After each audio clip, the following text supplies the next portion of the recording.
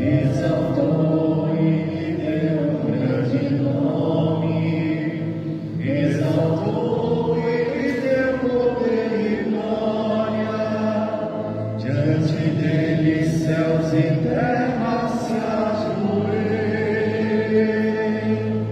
Salve a Cristo obediente, salve amor onipotente, que te entregou a cruz e te recebeu a luz.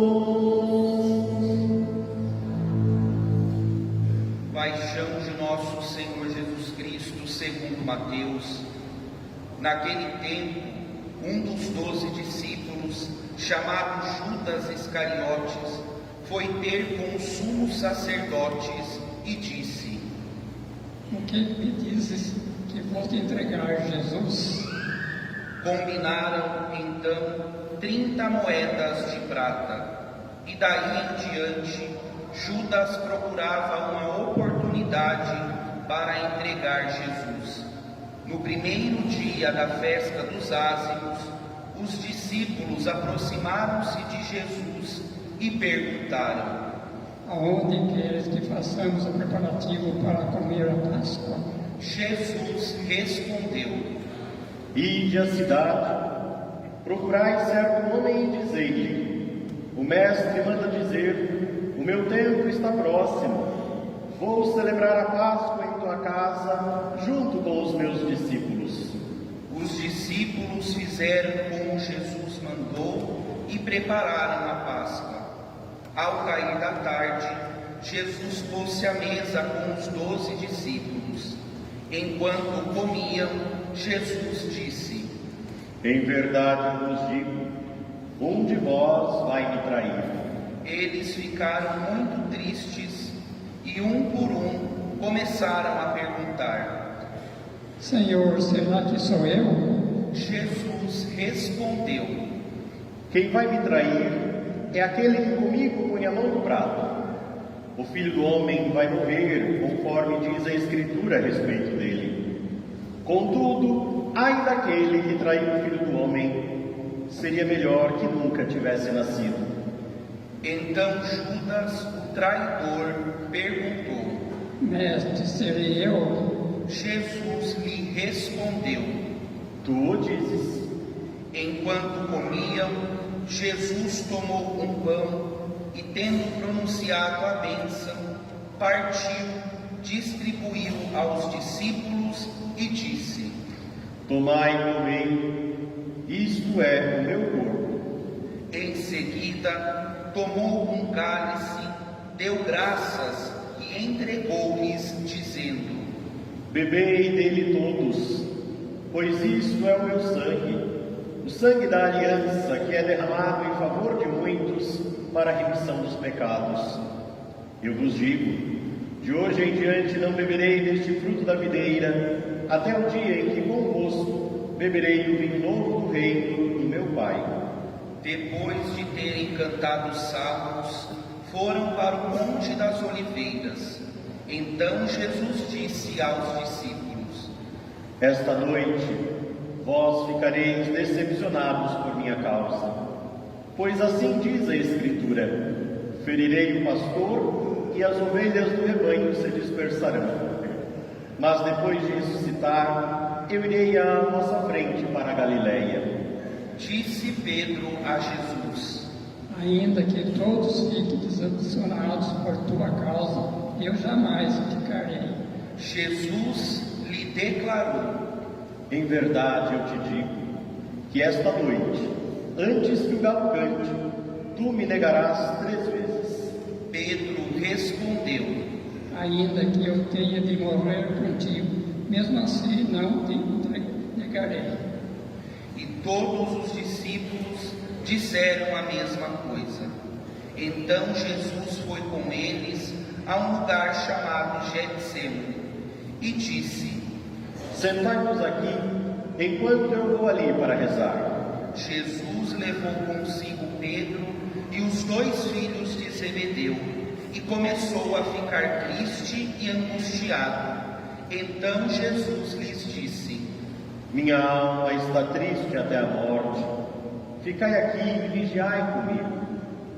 Jesus foi um pouco mais adiante, prostrou-se com o rosto por terra e rezou: Meu Pai, se é possível, afaste de mim este cálice.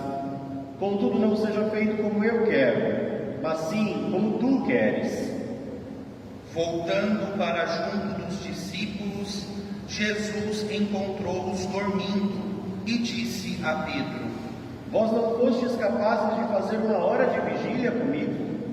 Vigiai e rezai para não cairdes em tentação, pois o espírito está pronto, mas a carne é fraca.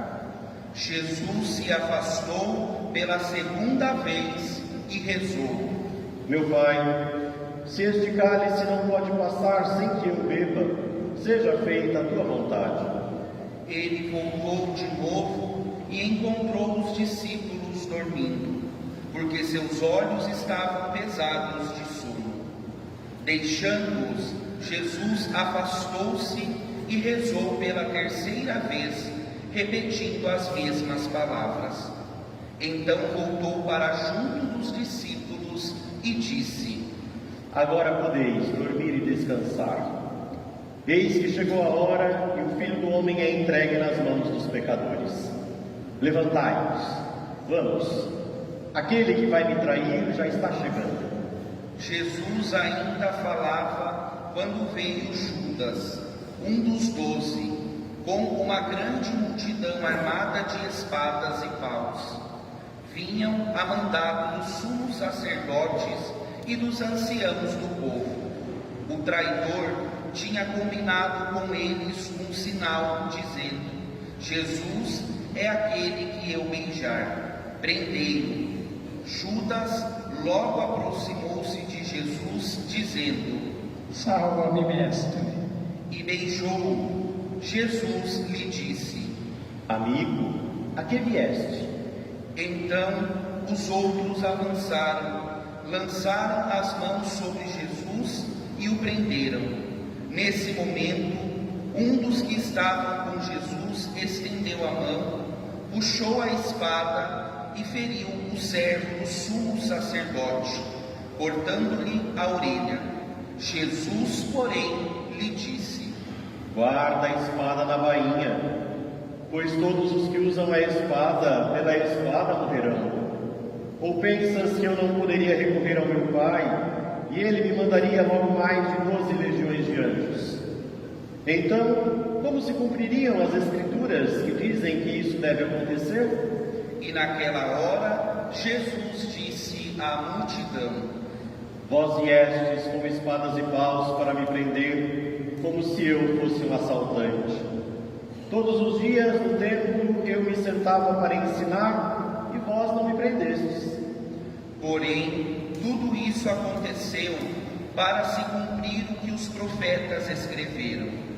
Então todos os discípulos, abandonando Jesus, fugiram. Aqueles que prenderam Jesus levaram à casa do sumo sacerdote Caifás, onde estavam reunidos os mestres da lei e os anciãos. Pedro seguiu Jesus de longe até o pátio interno da casa do sumo sacerdote. Entrou e sentou-se com os guardas para ver como terminaria tudo aquilo. Ora, os sumos sacerdotes e todo o sinédrio procuravam um falso testemunho contra Jesus, a fim de condená-lo à morte. E nada encontraram, embora se apresentassem muitas falsas testemunhas. Por fim, vieram 2 testemunhas que afirmaram: Este homem declarou: posso destruir o templo de Deus, construí-lo de novo em 3 dias. Então o sumo sacerdote levantou-se e perguntou a Jesus: Nada tens a responder ao que estes testemunham contra ti? Jesus, porém, continuava calado. E o sumo sacerdote lhe disse: Eu te conjuro pelo Deus vivo que nos diga: é tu o Messias, Filho de Deus? Jesus respondeu: Tu o dizes.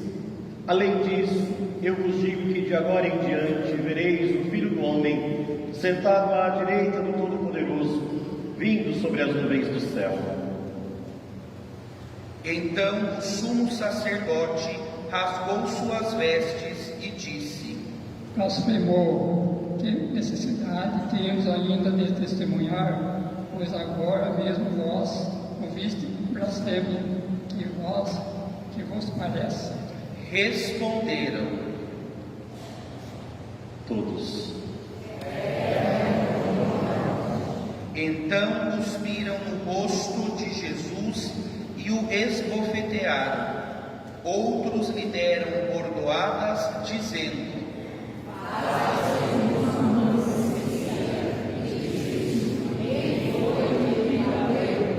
Pedro estava sentado fora no pátio. Uma criada chegou perto dele e disse: Tu também estava com Jesus o Galileu? Mas ele negou diante de todos. Não sei o que tu estás dizendo. E saiu para a entrada do pátio. Então uma outra criada viu Pedro e disse aos que estavam ali: Este também estava com Jesus o Nazareno. Pedro negou outra vez, jurando: Nem conheço este homem. Pouco depois, os que estavam ali aproximaram-se de Pedro e disseram: É claro que tu também és um deles, pois o teu modo de falar te denuncia. Pedro começou a maldizer e a jurar, dizendo que não conhecia esse homem. E nesse instante o galo cantou. Pedro se lembrou do que Jesus tinha dito: Antes que o galo cante, tu me negarás 3 vezes. E saindo dali, chorou amargamente. De manhã cedo, todos os sumos sacerdotes e os anciãos do povo convocaram um conselho contra Jesus, para condená-lo à morte. Eles o amarraram, levaram-no e o entregaram a Pilatos, o governador. Então Judas, o traidor, ao ver que Jesus fora condenado, ficou arrependido e foi devolver as 30 moedas de prata aos sumos sacerdotes e aos anciãos, dizendo: Pequei entregando à morte um homem inocente. Eles responderam: O que temos nós contra isso? O problema é teu. Judas jogou as moedas no santuário, saiu e foi se enforcar. Recolhendo as moedas, os sumos sacerdotes disseram: É contra a lei colocá-las no tesouro do templo, porque é preço de sangue. Então discutiram em conselho e compraram com elas o campo do oleiro, para aí fazer o cemitério dos estrangeiros. É por isso que aquele campo até hoje é chamado de Campo de Sangue. Assim se cumpriu o que tinha dito a profecia de Jeremias.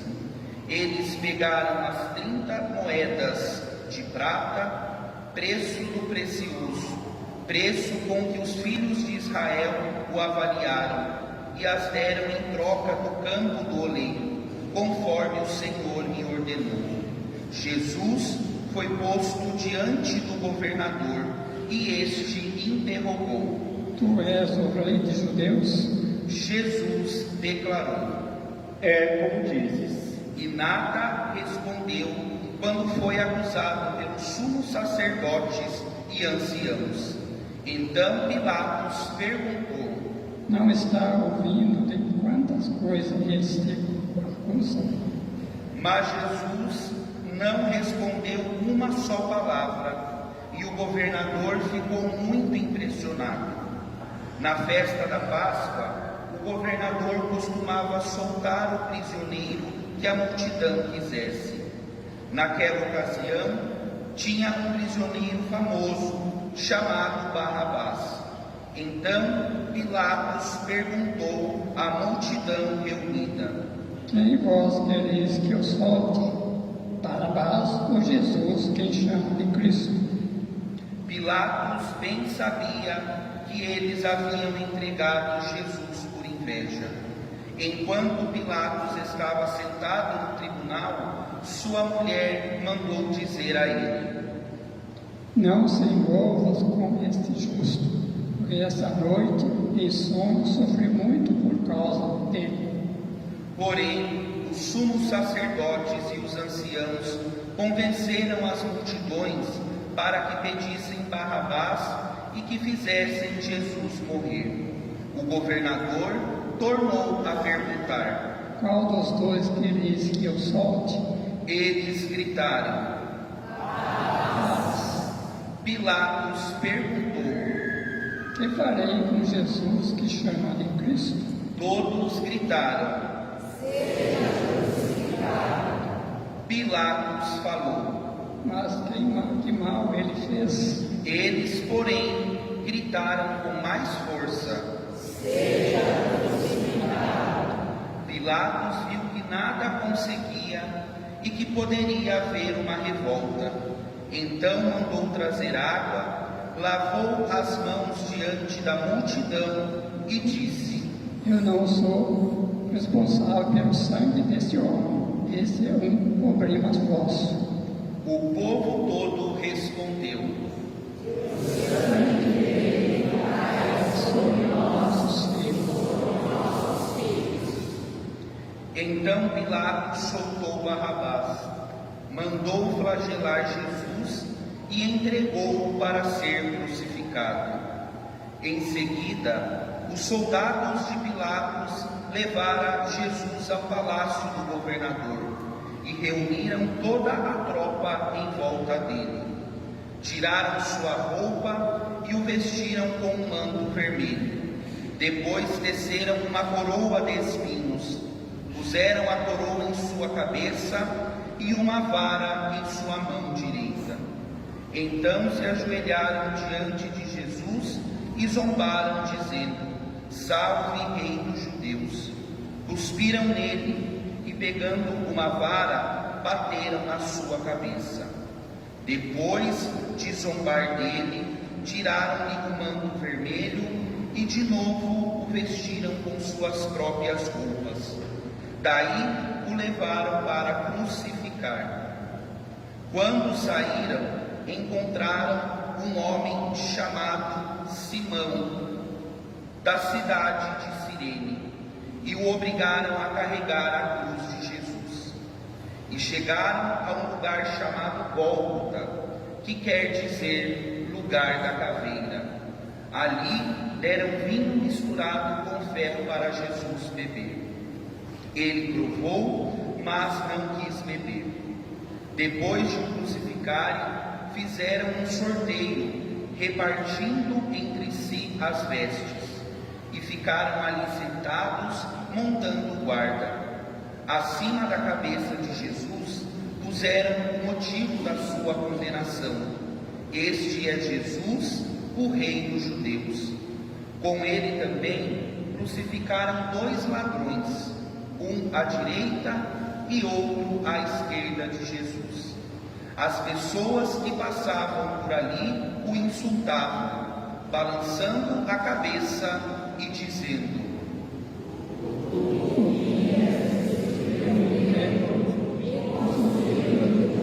Em 3 dias, se é o Filho de Deus, desce da cruz. Do mesmo modo, os sumos sacerdotes, junto com os mestres da lei e os anciãos, também zombavam de Jesus.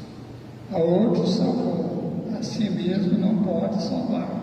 É Rei de Israel, desça agora da cruz. Acreditaremos nele. Confiou em Deus, que o livre agora, se é que Deus o ama, já que ele disse: eu sou filho de Deus. Do mesmo modo, também os 2 ladrões que foram crucificados com Jesus o insultavam. Desde o meio-dia até as 3 horas da tarde, houve escuridão sobre toda a terra. Pelas 3 horas da tarde, Jesus deu um forte grito: Eli, Eli, lama sabachthani, que quer dizer: meu Deus, por que me abandonaste? Alguns dos que estavam ali, ouvindo-o, disseram: ele está chamando Elias. E logo um deles, correndo, pegou uma esponja, ensopou-a em vinagre, colocou-a na ponta de uma vara e deu-lhe para beber. Outros, porém, disseram: deixa, vamos ver se Elias vem salvá-lo. Então Jesus deu outra vez um forte grito e entregou o Espírito.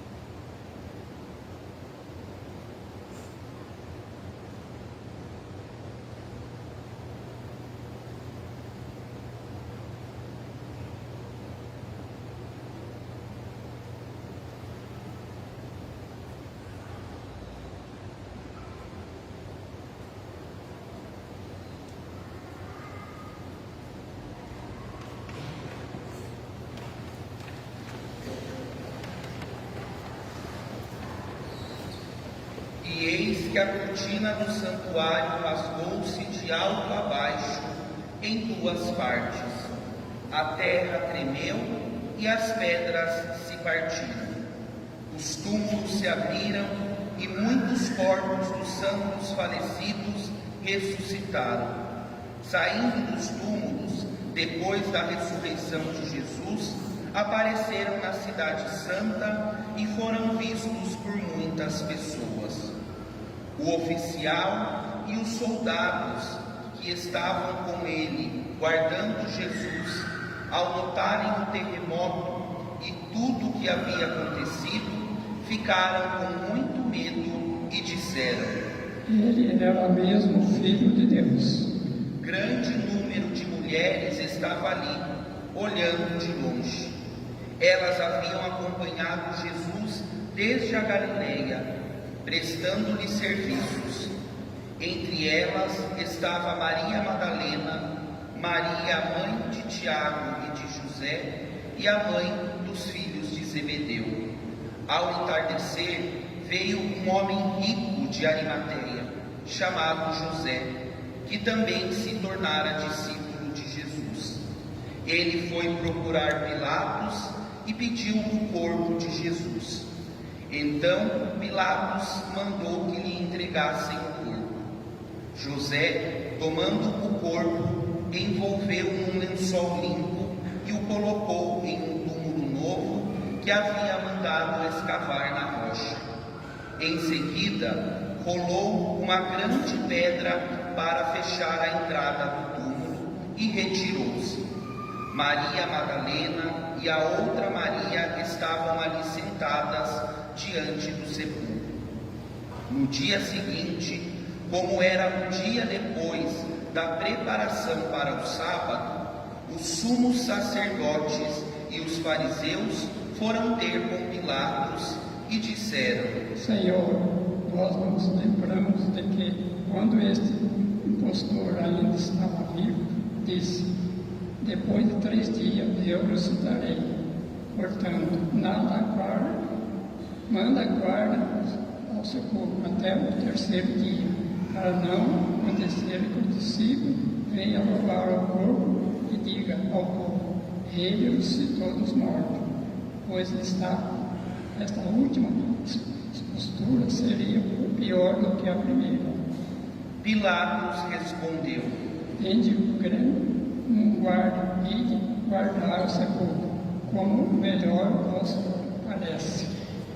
Então eles foram reforçar a segurança do sepulcro, lacraram a pedra e montaram guarda.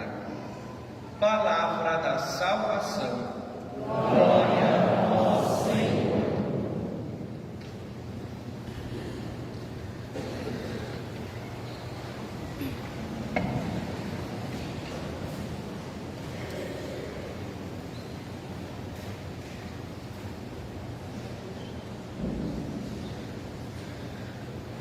Amados irmãos e irmãs em Cristo, hoje nós entramos com toda a igreja no limiar do mistério mais profundo da nossa fé, o mistério pascal de nosso Senhor. Nós começamos esta celebração com ramos nas mãos, proclamando Hosana ao Filho de Davi.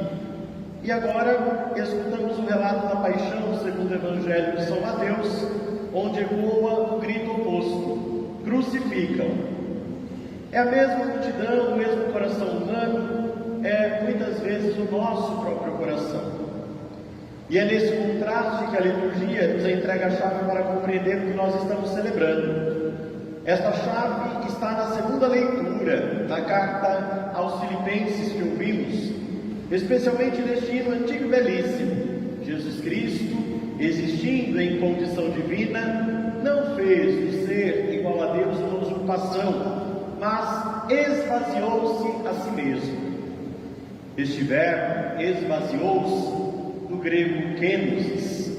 Aqui então está o centro de tudo. Cristo abdica de sua glória visível, do privilégio, da condição de honra que lhe pertencia enquanto Deus, e escolhe viver na humildade, na limitação humana, na condição de servo. O mundo em que nós vivemos é marcado pela lógica da posse. Nós queremos a todo momento agarrar, conquistar, manter, dominar. Desde o pecado original, o ser humano foi seduzido por essa mentira: ser como Deus.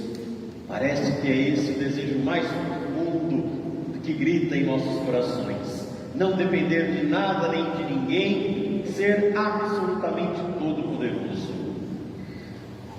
Desde o pecado original, então, nós procuramos ser como Deus. Mas Jesus Cristo nos revela um caminho completamente diferente. Ele é Deus, Ele não precisa conquistar nada, e justamente por isso, Ele não se agarra à sua condição divina. Ele não faz dela um privilégio a ser defendido. Ao contrário, Ele a transforma em dom, em doação. Ele se esvazia de si mesmo. E esse esvaziamento de nosso Senhor não é perda, é revelação. Deus é amor. E o amor, quando é verdadeiro, não se impõe, não se protege, não se fecha em si mesmo. Mas o amor, quando é verdadeiro, apenas se doa, se entrega. E assim então é que Deus faz. Ele se dá. Deus não vence pelo poder, mas Ele vence pelo amor que se entrega. Hoje, quando a igreja realiza a procissão de ramos, nós contemplamos Jerusalém, a cidade do Messias.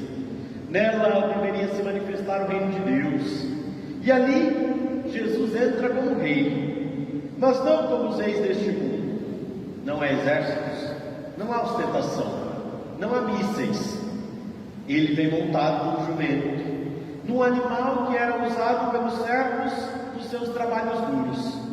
E ali então é o cumprimento de uma profecia: um rei manso, um rei humilde, um rei que não vem para dominar, mas um rei que vem como servo. Ele vem para servir. O Senhor Jesus, quando entra em sua cidade de modo solene, realiza assim a esperança de Israel. Por isso o povo grita: Hosana ao filho de Davi, bendito que vem em nome do Senhor, Hosana, o mais alto dos céus. Mas que tipo de Messias era esse que eles estavam esperando? Um libertador político? Um líder forte? Um restaurador de glórias passadas? Quando percebem então que Jesus não corresponde a essas expectativas, o entusiasmo se transforma em rejeição. E isso nos obriga a uma pergunta séria: que tipo de Cristo nós estamos esperando? Que tipo de Cristo nós queremos? Um Cristo que confirme as nossas ideias, mesmo quando elas justificam a indiferença diante dos pobres, mesmo quando elas justificam a banalização da vida, a corrupção disfarçada de esperteza, a cultura do descarte, mesmo quando estas ideias justifiquem o uso da fé para alimentar polarizações e ódios? Nós, quem sabe, estamos esperando um Cristo que resolva os problemas do nosso jeito, sem conversão, sem renúncia, sem compromisso com a verdade. Que tipo de Cristo nós queremos? Será que um Cristo que elimine os nossos inimigos, inclusive aqueles que pensam diferente, aqueles que votam diferente, aqueles que vivem diferente? Ou será que nós queremos um Cristo real, humilde, desarmado, que nos chama a amar até o fim, a perdoar sem medida, a defender a dignidade de toda a vida humana e a vencer o mal, não com mais mal, mas com o bem? Qual é o tipo de Cristo que queremos? No relato da paixão, nós vimos até onde foi este esvaziamento de Cristo. Jesus era traído, abandonado, negado, condenado injustamente, humilhado, torturado, crucificado. E São Paulo diz: ele humilhou-se a si mesmo, fazendo-se obediente até a morte, e morte de cruz. A cruz, caríssimos irmãos e irmãs, não é apenas sofrimento, mas ela é obediência. E obediência a quem? Não a um Deus cruel que exige dor, como se tivesse prazer no sofrimento do filho. O Pai não quer a dor, o Pai quer o amor obediente, este amor obediente que salva. Então Jesus não sofre porque Deus deseja o sofrimento, mas sofre porque permanece fiel ao amor, no mundo marcado pelo pecado e pela rejeição. A sua obediência é comunhão com o desígnio de amor do Pai. Jesus ama como o Pai, Jesus ama até o fim, e é justamente este amor, vivido até a cruz, que redime o mundo. Ele poderia ter descido da cruz, poderia se defender. Ele disse isso no Evangelho que nós ouvimos: se eu quisesse, o Pai mandaria 12 legiões de anjos. Ele poderia responder à violência com violência. No entanto, ele não faz, porque o seu poder é de outra ordem, poder de amar até o extremo. A paixão, então, não revela apenas quem é Deus, mas revela também quem somos nós. Pedro promete fidelidade e nega. Judas convive com Jesus, é um dos amigos íntimos de Nosso Senhor e trai. Os discípulos fogem. Pilatos até reconhece a inocência de Nosso Senhor, mas cede à pressão da multidão. A multidão muda de opinião. E então não é difícil reconhecer nessas figuras aspectos da nossa própria vida. Quantas vezes também nós oscilamos entre o hosana e o crucificam? Quantas vezes seguimos Jesus enquanto Ele corresponde às nossas expectativas e nos afastamos dele quando Ele nos chama à sua cruz? A paixão assim nos desinstala. Ela nos coloca diante da verdade, mas não para nos condenar, mas para nos salvar. Aos olhos do mundo, a cruz é fracasso. Nós vemos um homem derrotado, humilhado, eliminado, mas à luz da fé é exatamente o contrário. Na cruz, o amor vence o ódio. Na cruz, o perdão vence o pecado. Na cruz, a vida vence a morte. É o momento supremo da quênosis, do esvaziamento de Nosso Senhor. Jesus não apenas se esvazia, mas ele se entrega totalmente. E é justamente ali que Deus se revela de modo pleno. Deus não está ausente do sofrimento, mas Ele está ali, presente, amando e amando até o fim. Se este é o caminho de Cristo, caríssimos irmãos e irmãs, também deve ser o caminho do cristão. Seguir Jesus não é apenas admirá-lo, mas imitá-lo. São Paulo nos diz em uma de suas cartas, na mesma carta aos Filipenses, aliás, que ouvimos: tende em vós os mesmos sentimentos de Cristo Jesus. E que sentimentos são estes de que São Paulo nos fala? Humildade em vez de orgulho, serviço em vez de poder, doação em vez de egoísmo, fidelidade mesmo na dor. E isso, é claro, não é fácil, é exigente, muitas vezes é até contra a nossa cultura, mas é um caminho que conduz à verdadeira vida, o único caminho. Talvez alguém aqui dentre nós esteja carregando uma cruz, um sofrimento, uma incompreensão, uma solidão, um medo. E o domingo de Ramos não nos dá respostas fáceis, não elimina a dor, mas nos dá uma certeza: Cristo assumiu a nossa dor e não nos abandona no meio da nossa dor. Ele conhece o abandono, Ele conhece a angústia, o sofrimento. Foi Ele quem rezou: meu Deus, por que me abandonaste? Por isso, a partir de Jesus, ninguém mais sofre sozinho. E a partir de Jesus nós reconhecemos: a cruz nunca é o fim, ela é apenas uma passagem. Meus irmãos e minhas irmãs, nós hoje iniciamos esta Semana Maior. Não é apenas uma recordação, mas é um convite. Celebrar a Semana Santa é um convite a caminhar com Cristo, a descer com Ele, a nos esvaziar com Ele. Talvez seja o momento de deixar algo, quem sabe um orgulho, uma mágoa, um pecado, uma resistência à vontade de Deus. Talvez seja o momento de nós aprendermos a amar mais concretamente e por isso mesmo a amar mais silenciosamente, a amar de um modo mais fiel. Quando na Sexta-feira Santa nós contemplarmos a cruz, lembremos, nós não estamos diante de um derrotado, mas estaremos diante de um Deus que se esvaziou por amor. E quando no próximo sábado, na Vigília Pascal, celebrarmos a ressurreição, compreenderemos plenamente: quem se esvazia por amor é glorificado por Deus, encontra a verdadeira vida. Que nossa padroeira, a Mãe do Perpétuo Socorro, que permaneceu de pé junto à cruz do seu Filho, nos ensine a permanecer com Cristo. E que esta Semana Santa não passe por nós em vão, mas possa nos transformar profundamente.